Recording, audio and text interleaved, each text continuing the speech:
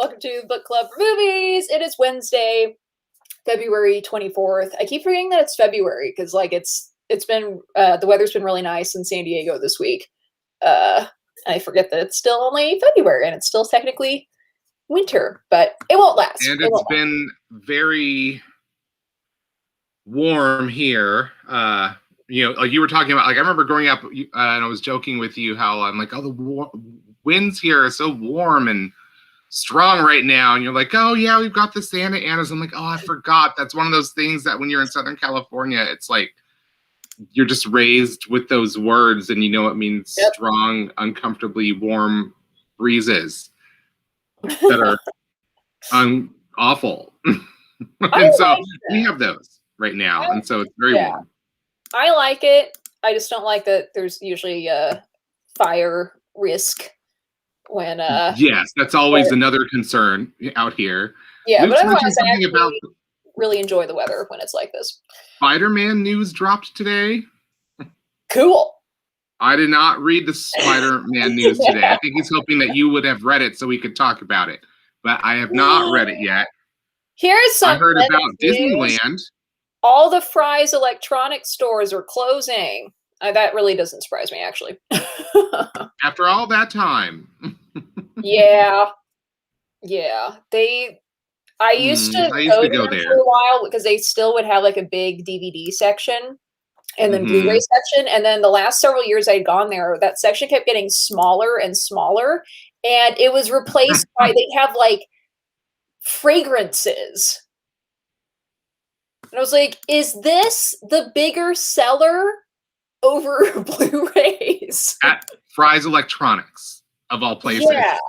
It was very strange. So that really doesn't surprise me at all. But sad day. Yeah. Although maybe they're having a sale. The DVDs that they still have. I'll have to stop by there.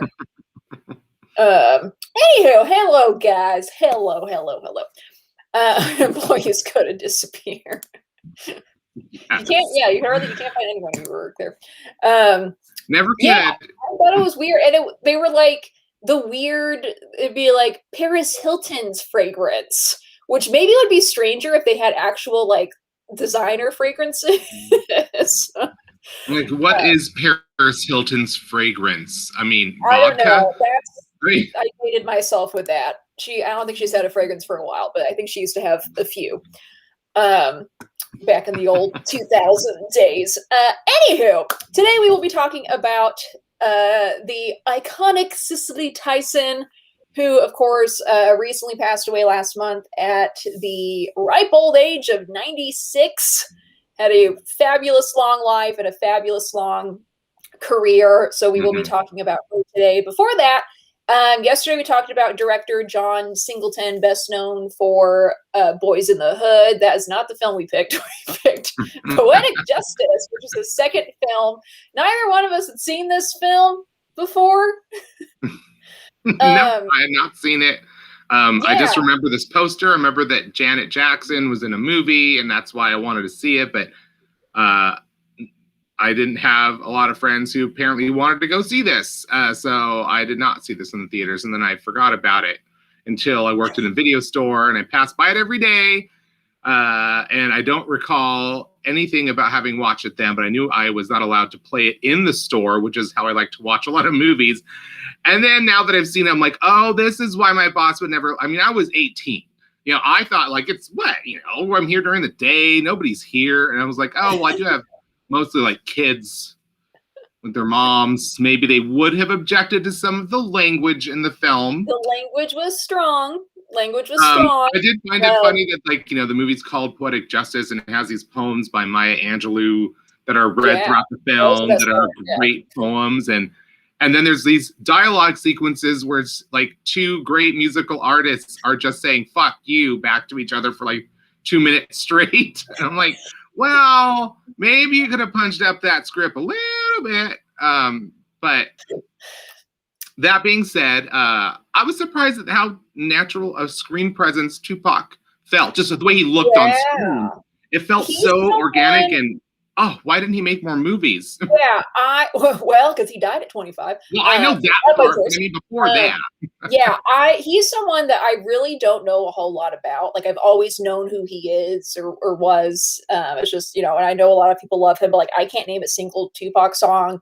Um, that just I just totally there's a lot of 90s music except for late 90s that I was just like I haven't caught up on it. Like I really was like a little kid.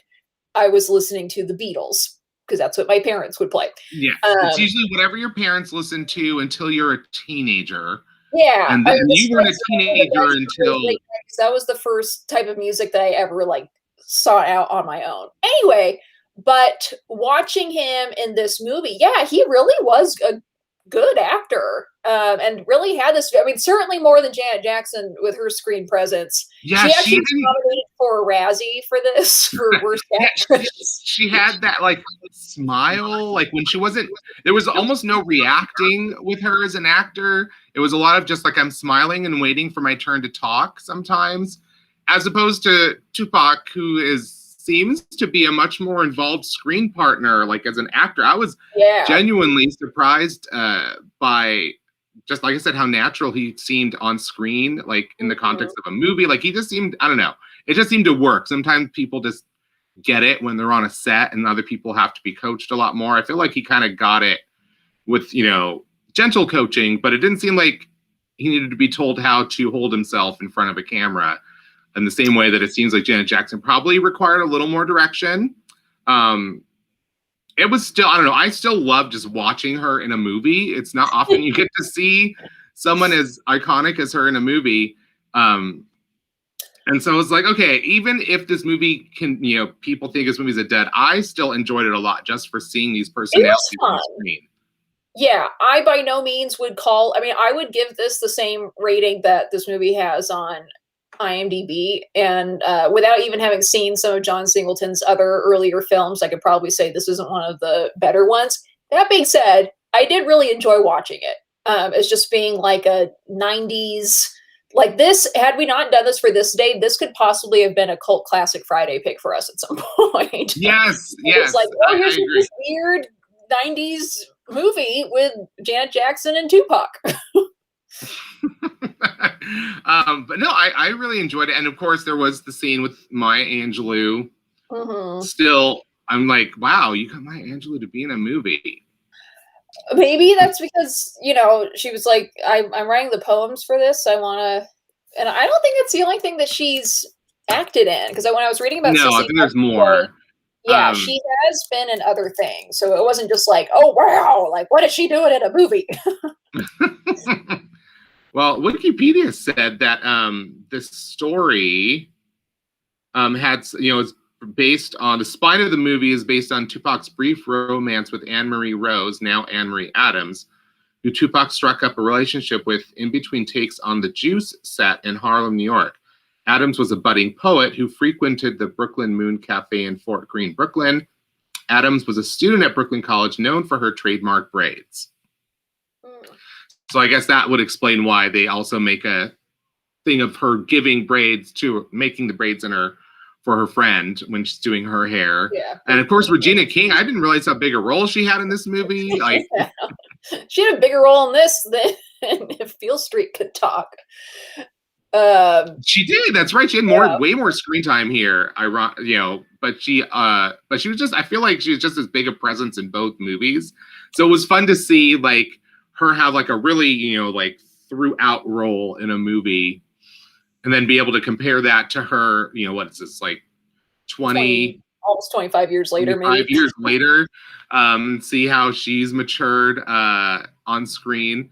So that there's a lot of things in this movie that were just made it incessantly interesting. I forget though. I forget what the deal was with the. So there was the one hairdresser in the salon. Remember this guy, like the tall, thin, handsome one? I think he's a little lighter skinned. Mhm. He's been in a bunch of the movies also that we've seen. He's in almost all of these films that we've chosen this month too. He's another very well-known supporting actor.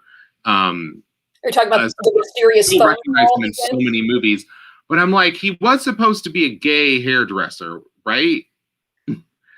But what was on? I can't remember what the phone call. Did they ever explain what the phone call was No, about? I could only assume, given the time period, that it was like, okay, maybe he's finding out that he has AIDS, but they never talk about Or a partner it. has Yeah, died, or we don't know. yeah. But like, yeah, it was really weird The to only focus on thing, this if there were gay moment.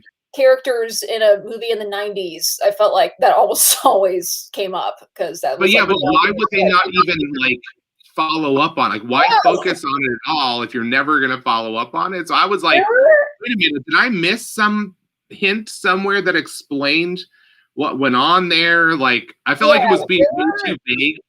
there were a few things that were kind of left unsaid, like whatever happened to the character Chicago. I mean, he was a jerk anyway, but I was like, we like never see him again. They just like leave him on the side of Leave the it on road. the side of the And road. that's it. And then I watched this with my parents, and my mom at the very end, the credits come up, and she was like, well, what happened to Janet Jackson's cat? I was like, I was just thinking the same thing. She has this big cat, and she's like going to take off for a couple of days, and she just like leaves a bunch of food out, and it's like, okay, I guess the cat's fine. Like, I love that she like remembers just before she leaves, and she's like, "Oh, white boy, that's right." And I love that that's the name of her cat because she has a white cat. And she just like fills the bowl up, and I'm like, outside, okay, and then I think she had now like you other haven't been cats back show for up. a while. Did Yeah, somebody feed the cat while you were gone? yeah, and then didn't like other cats show up? It's like that. White boy's not getting all of that food. Okay, Yeah, I'm worried about white boy. I'm like, you've left the dish outside, so it's like you're probably gonna Yeah, get some raccoons coming to feast on it at some yeah, point. At least white that's what boy's happened in my neighborhood. yeah. Anyway, but Poetic Justice was fun. Very If interesting picture of the early '90s. yes, if you want to watch early '90s thing, I would say it's certainly worth watching for Tupac, whether you are a fan of his or not. Because Yeah. I was pleasantly surprised by his acting in this. And the fashion was also pretty great. Oh yeah, yes. No, yeah, I had a really good time going through this movie, so I'm glad I finally got to really watch it, like really, really watch it. So I hope more people do. I think it's still a cool movie to revisit. Like I said, how often do you get to see Janet Jackson and Tupac together on screen? Well, that answer would be never, except for this movie. So Yeah. Well, let's talk about the lovely Cicely Tyson and like oh the my god, cutest you photo of got a picture of her. her with a side pony? I know. There were a lot of really great photos of her from earlier in her career and then later in her career. She was so beautiful throughout her entire life. And I saw this, I was like, she looks so cute. Her little side pony. I had to pick this. Uh, Cicely Tyson, she was born December 19th, 1924 in Harlem, New York City, and she died January 28th, 2021 in Harlem, New York City. She acted for a couple of decades, really just in minor roles and supporting roles for quite a while, starting in the 50s. And it wasn't until today's film that we picked, Sounder, that she really finally got recognition of like, here's a starring role. She gets nominated for Best Actress at the Oscars. She gets nominated for a Golden Globe. Um, Her biggest recognition for so many decades really was on TV. She only won. She did win an honorary Oscar in 2019. Um, she only won. She won two Golden Globes. I'm sorry, not Golden Globes. She won two Emmys in the same year. She won for Best Lead Actress in a Drama and then Actress of the Year, which I don't think they do that award anymore. What year was that? What was it That for? was in 1974 for the autobiography of Miss Jane Miss Jane Pittman. Pittman. After that, she was nominated one, two, three. Oh wait, she did win one more. She won for supporting actress in a miniseries. But she wait. 1, 2, 3, 4, 5, 6, 7, 8, 9, 10, 11, 12, 13 more nominations, including just this last Emmy Awards. The last role that she had was playing Viola Davis's mother on How to Get Away with Murder, and I think she was nominated like every single season that she was on it as like outstanding guest star. Um, yeah, outstanding guest actress in a drama series. That Uh, was the business trying to make up for like the many, many, many years that they neglected her extraordinary talents. But she also, I'm wondering if for a long time, I think it was because she pretty much rejected the Hollywood system's attempt to put her in a box, to label her, to make her take roles that she felt were not to the betterment of the community that she represented and to her as an artist and actress. You know, so she like very fiercely um, you know, carved her own path to take on roles that she felt were worthy roles, that were good roles, that had a lot of good, you know, beyond the film to offer. Like, so I think that means that she did not pretend why she wasn't taking a role that she was offered with people. And I think that people expected her to just fall in line and she just never did. And because of right. that, she's an icon of, you know, strength and resilience and, you know, how to be a great artist in the system and maintain your sense of dignity and identity and, you know, be in charge of your own image out there. Like she's really someone to look up to in that regard for any actor. Agreed. Yeah, I mean, she acted for a span like almost like 70 years. Um, but she only had 93 acting credits, which would suggest that, I mean, there are some actors that are at the same age that they'll have like hundreds. So that does suggest that she was a little more selective with what she chose to be a part of. I know her from some of her more recent things. I did watch season 1 of How to Get Away with Murder. That's one that I really want Oh, to keep up to date with. Um, I do know her from The Help. Uh, well, that one scene, she doesn't even have any words in that scene in The Help. It's just like her face and her movement. she talks in She it. breaks your heart with just her face and her movement. No, no, Yeah. no. I mean in that very last scene that she has Oh, in the the very movie. okay, I don't mean the whole movie. I mean just that last scene that I'm saying in that last scene. I mean, the scene itself is horrible for her character, but she communicates everything with just her facial expression and her movement. yeah. And it's just heartbreaking. So and she's able to do that without saying a single, like, she doesn't even get that much screen time. But like No, the one definitely. image of a character from that movie that sticks more than anything is the Yeah. image of her in that last scene where they fire her. And I'm Yeah. just like, I'm like, but it's, her reaction is just like, it's just a mind blowing bit of acting in a movie that's very problematic for many other reasons. But had, you know, it also gave Octavia Spencer an Oscar, so I was happy about that. Yeah. But As its but merits. But but also, no, so it's like that was kind of like she became this like sort of like legendary queen of entertainment for the Black community because she basically did her own thing, and she always, I don't know, I love her, and she was like somebody that my mother taught me to love as a young age at a young age. Like this movie we're going to watch today was specifically one that we saw as kids. So I'm really happy that we got to choose it today. But sorry, continue. I keep getting oh, sidetracked. well, just a little bit about her personal life. She became a mother at age 17. I think she did marry that father. But then that didn't last long. He like took off after like maybe a little bit over a year, but then they were technically still married for like several years. I think finally the marriage got dissolved.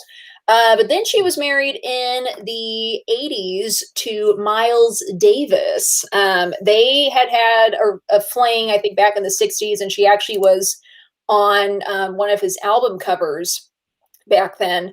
But then he like ended up marrying someone else and then got divorced, and they rekindled that relationship in the 80s. And so, yeah, but otherwise, yeah, she had that one child from when she was 17 and then hadn't been married since 1989. Wow. Yeah, independent woman. Yeah.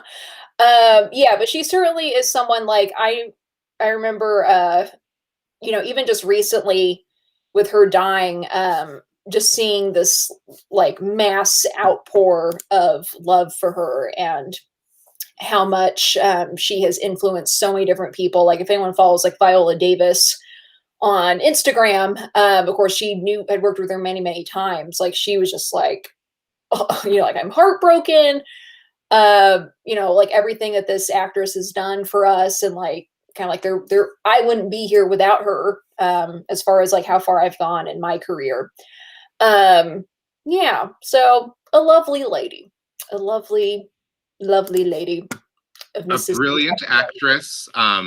It's like I said, it's kind of a crime when you look back on her career and you're like, I feel like from what she contributed, there should have been more nominations here.